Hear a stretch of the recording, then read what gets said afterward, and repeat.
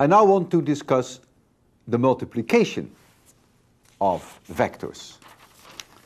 In this course, we will encounter two kinds of multiplications: dot products and vector products. Vector products with very, very different characteristics. If I have a vector A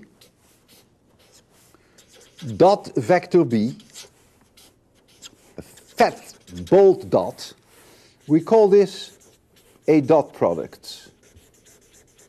As you will see, the dot product is a scalar. So this is often also called the scalar product. And then we have a totally different way of multiplying vectors with a cross here, and we call it A cross B, and we call this the vector product. And no surprise, of course, this is a vector. Let's first discuss the dot product. The dot product is defined as follows. A dot B is the x component of A multiplied by the b component, by the x component of B, plus the y component of A multiplied by the y component of B, plus the z component of A multiplied by the z component of B. These are three numbers, and those numbers are going to be added. Some of them may be positive, some of them may be negative. So out of this comes one number, characteristic for a scalar. Suppose we have A equals 3x roof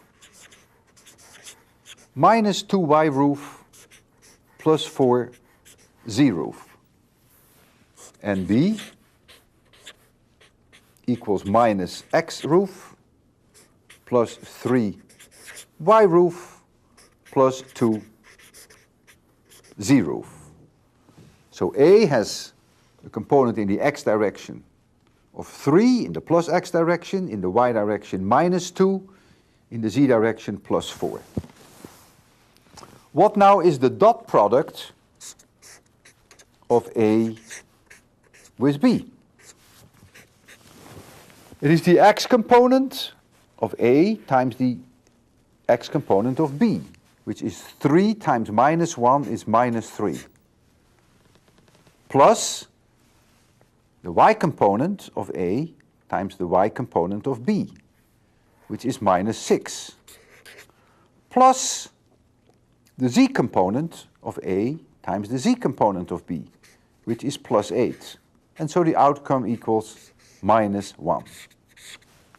So this dot product is a scalar, has the outcome which is minus 1.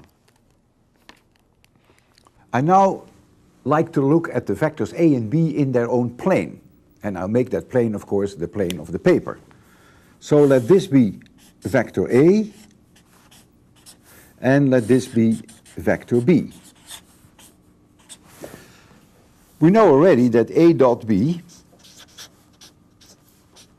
the dot product, equals A of x, B of x, plus A of y, B of y, plus A of z,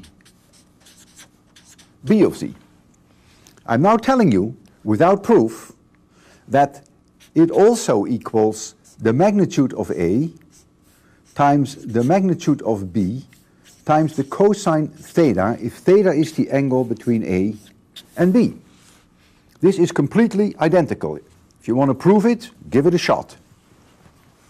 Now in our case, in the example that we discussed, the dot product was minus 1, it's a scalar. And so minus 1 then equals the magnitude of A, which was the square root of 29. The magnitude of B is the square root of 14.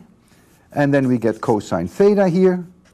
And so I find that cosine theta equals minus 0.0496.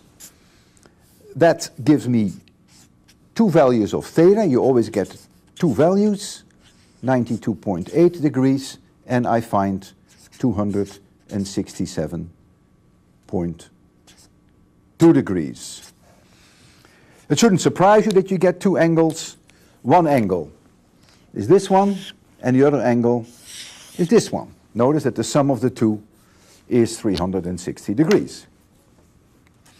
When the smallest angle of these two is larger than 90 degrees, which is the case here, then the dot product is always negative. You see that here.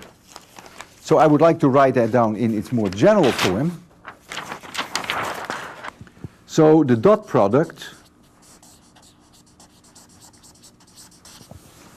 is positive when the smallest angle of the two is smaller than 90 degrees.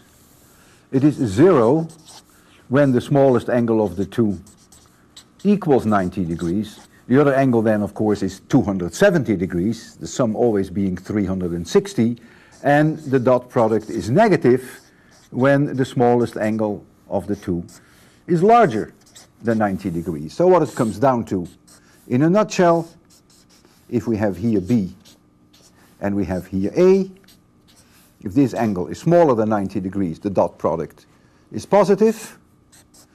If the angle between A and B, as you see here, is larger than 90 degrees, then the dot product is negative. And if the angle between A and B were exactly 90 degrees, then the dot product equals 0.